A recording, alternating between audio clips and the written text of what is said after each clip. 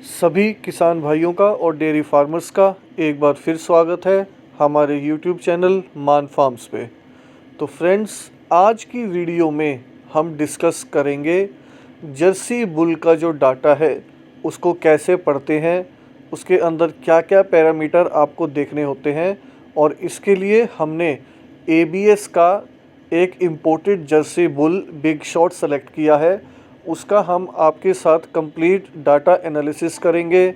उसका milk calculation कैसे होता है, प्रॉफिट कितना आ सकता है, जो जो भी ये पैरामीटर हैं, जर्सी का अडर इंडेक्स, उसका सायर काल्विंग ईज या उसका सोमेटिक सेल स्कोर, सारी चीज़ों के बारे में डिस्कस करेंगे।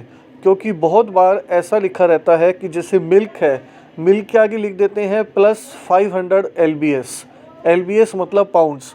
तो क्या वो कितना दूध देगा, उसको कैलकुलेट कैसे किया जाता है। बहुत सोचते हैं कि क्या ये सिर्फ 500 पाउंड ही मिल्क देगा लैक्टेशन में, या ये प्लस का क्या मतलब है इसके आगे। तो जो टोटल उसके पैरामीटर्स हैं उनके बारे में हम डिस्कस करेंगे, जो भी एबीएस ने अपने इस डायरेक्टरी के अंदर मेंशन किया है। तो आप वीडियो में अंत तक बने रहिए, आपको काफ़ी ज़्यादा आसानी होगी, जिससे कि आप आने वाले टाइम पे जब अपने फार्म पे एआई करोगे तो आपको काफ़ी आसानी होगी बुल सिलेक्शन करने में, और आप अपने आप भी जो बुल्स है उसका सिलेक्शन कर सकते हो अपने काऊ पे डिपेंड करते हुए कि आपकी काऊ में क्या क्या कमियां हैं। पहले आप वो देखिए जिसकी आपको एआई करनी है।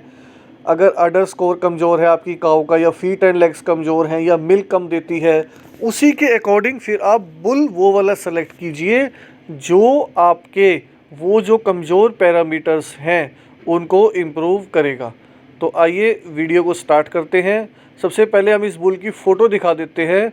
तो ये बुल इस तरह का है। ये हमने एबीएस के उससे स्क्रीनशॉट ले रखा है, जो एबीएस की वीडियोस आती हैं लाइव बुल परेड की, वहाँ से ये हमने एक स्क्रीनशॉट लिया है आपको दिखाने के लिए कि भाई ये एक्चुअल में गोल्डन ब्राउन कलर का जर्सी बुल नहीं है, ये बहुत ज़्यादा डार्क कलर का, ब्लैक कलर का टाइप का जर्सी बुल है। और ये भी एक कलर आता है जर्सी के अंदर, बहुत सारी कलर वेरिएशंस होती हैं लाइट से लेके डार्क तक। ऐसा नहीं है कि सिर्फ जो ये गोल्डन लाइट ब्राउन कलर यही जर्सी है, ये भी जर्सी का एक प्योर कलर है। तो अलग अलग कलर्स में ये अवेलेबल होते हैं। उसके बाद हम डिस्कस कर लेते हैं सबसे पहले पेडिग्री। ये चीज़ हम आपको बहुत पहले भी बता चुके हैं। इसके अंदर तीनों चीज़ों का मतलब सायर, डैम और मैटरनल ग्रैंड सायर। सायर होता है फादर। जो भी ये जर्सी का बुल हमने दिखाया है, इसके जो फादर हैं, इसका जो पापा है, बाप है, उसको सायर कहते हैं, जो कि है कार्ल मार्ट जॉनियर ईटी। डैम है इस बुल की मदर, जो है आपकी कार्ल मार्ट वेस्टपोर्ट बाना 1194, ये डैम है इसकी मदर। और मैटरनल ग्रैंड सायर, ये है इसकी मदर का फादर, मतलब कि इस बुल का नाना, कार्ल मार्ट वेस्टपोर्ट 580। तो इस तरीके से आप पेडिग्री देखते हो, और जिस भी गाय पे आप यूज़ करते हो उसकी भी आपके पास पेडिग्री होनी चाहिए। और आपको मैच करना है फिर कि ये आपस में मैच तो नहीं हो रहे, नहीं तो इन ब्रीडिंग हो जाती है, जो कि एक फार्म के लिए ज़्यादा अच्छी चीज़ नहीं होती। जितनी ज़्यादा आप इन ब्रीडिंग कम रखोगे उतना ही आपके फार्म के लिए बेनिफिट होगा। उसके बाद इसमें लिखा हुआ है IDI, ये है इंडियन डेयरी इंडेक्स। एबीएस के अकॉर्डिंग इसका जो मतलब है वो ये है, ये जो 53,500 रुपये लिखा हुआ है, कि इतना प्रॉफिट एक लैक्टेशन में इस बुल की हीफर या गाय आपको दे सकती हैं, अगर आप उस एनिमल का प्रॉपर से न्यूट्रिशन और टेक केयर करोगे। तो वो आपको 53,500 रुपये का एक्स्ट्रा बेनिफिट हर लैक्टेशन में इस बुल की जो गाय हैं या हीफर है वो दे सकती है। तो ये इंडियन डेयरी इंडेक्स है, जो मेरिट है, ये जितना ज़्यादा होगा उतना ही ज़्यादा बेनिफिशियल आपके फार्म के लिए होगा। और उसके बाद जो दूसरी चीज़ है वो लिखा हुआ है real world data transition right, real world data transition right. और उसके आगे स्टार बने हुए हैं, 3 स्टार, 4 स्टार, 5 स्टार। इसके अंदर 3 स्टार कलर हैं, तो ये आपका 3 स्टार की कैटेगरी में आता है। मतलब कि ये जितने ज़्यादा स्टार ज़्यादा होंगे उतना ही आपको ट्रांजिशन के टाइम जो है वो डिफ़िकल्टीज़ कम होंगी। जो कीटोसिस की, मेट्राइटस की, या आप जो भी मेस्टाइटस, मेट्राइटस, कीटोसिस, इस टाइप की जो प्रॉब्लम होती हैं ट्रांजिशन पीरियड के टाइम, वो उतनी ही कम होंगी, उतना ही ज़्यादा अच्छा इसका जो ट्रांजिशन पीरियड है वो मैनेज होगा। तो ये मेन चीज़ें हैं इसके अंदर देखने के लिए। आपकी पेडिग्री, इंडियन डेयरी इंडेक्स और जो ट्रांजिशन राइट है, इसके अंदर आप कोशिश करो कि देखो जितने ज़्यादा स्टार होंगे उतना ही ज़्यादा अच्छा है, और जितना ज़्यादा इंडियन डेयरी इंडेक्स मेरिट हो वो भी अच्छा है। अब आ जाते हैं मेन मुद्दे पे। अब ये मिल्क है, ऊपर आप देखिए CDCB का डाटा है दिसंबर 2022 का, ये रेगुलरली अपडेट होता रहता है। ये एवरेज डाटा देता है कि एवरेज इतना है। जर्सी के सायर्स का एक एवरेज मिल्क प्रोडक्शन कैलकुलेट कर लेते हैं, जैसे 8000 kg, 9000 kg, जितना भी है, जो भी टोटल वहाँ पे सायर्स होते हैं, प्रूवन सायर्स होते हैं जिनकी डॉटर्स होती हैं, उनके मिल्क का या फैट का या प्रोटीन का, सब चीज़ों का एवरेज डाटा कलेक्ट कर लेते हैं। उससे हम फिर कंपेयर करते हैं, जैसे इसका जो मिल्क है, और ये टाइम टू टाइम ये डाटा भी अपडेट होता रहता है।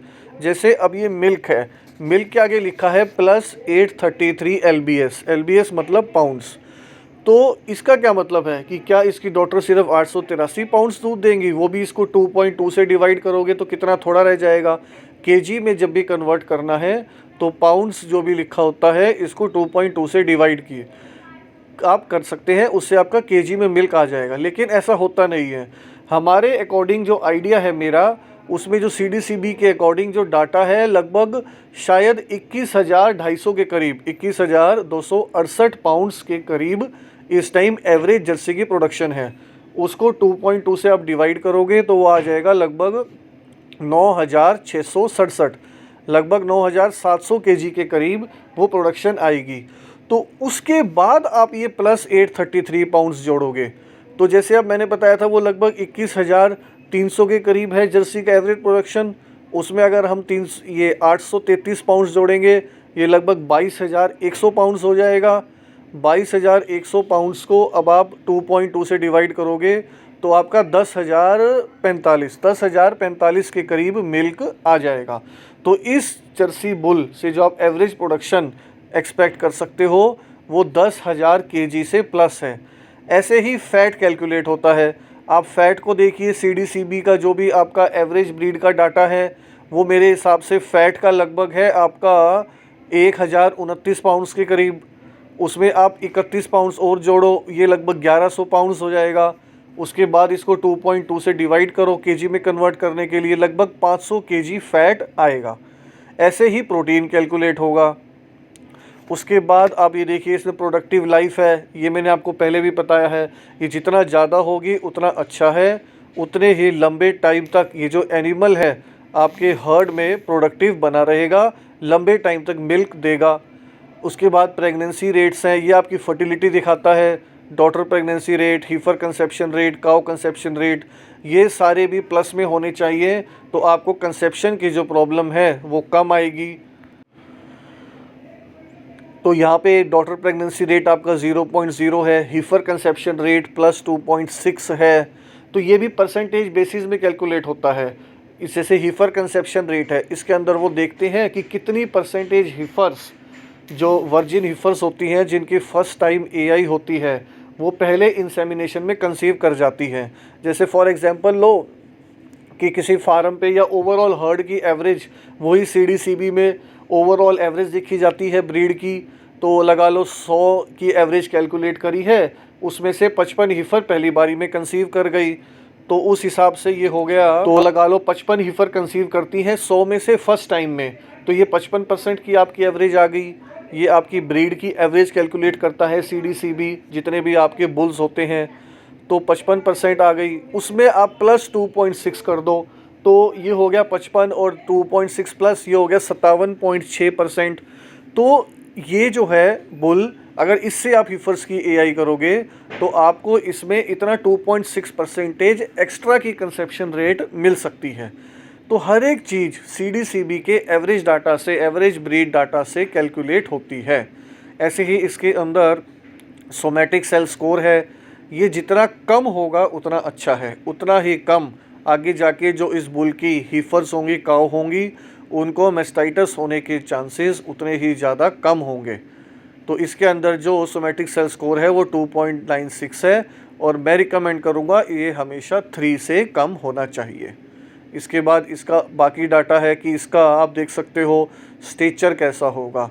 स्टेचर में इसकी हाइट वगैरह देखी जाती है कि पीछे से जो इसकी जो पीछे वाली लेग्स हैं वहाँ से उसकी जो पिंस की हाइट है तो वो कितनी है। इसका +0.90 टॉल है, तो इसकी जो बछड़ियाँ हैं, जो गाय हैं, वो थोड़ी सी टॉल हाइट की जर्सी बनेंगी।